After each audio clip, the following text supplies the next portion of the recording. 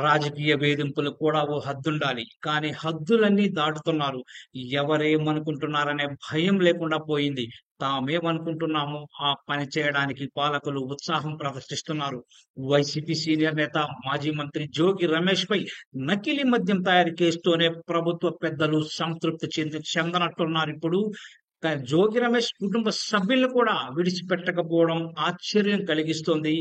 నకిలీ మద్యం తయారీలో జోగి రమేష్ పాత్రపై ప్రజలు ఏమనుకుంటున్నారో కొందరు ప్రభుత్వ పెద్దలకు అవసరం లేని విషయమైంది. ఆయనపై కేసు పెట్టి అరెస్టు చేశారు.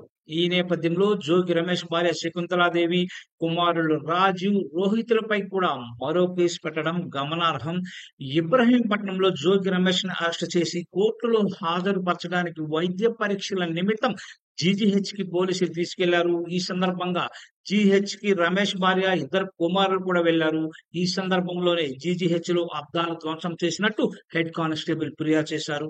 ఈ మేరకు ఏ1 నిందితురాలిగా శకుంతలాదేవి, ఏ2గా పెద్ద కుమారుడు రాజు, ఏ3గా చిన్న కుమారుడు రోహితులపై కేసు నమోదు చేయడం విమర్శలకు దారితీస్తోంది. సహజంగా రాజకీయాలతో సంబంధం లేని మహిళల విషయంలో ఎవరైనా ఆచితూచి వ్యవహరిస్తుంటారు.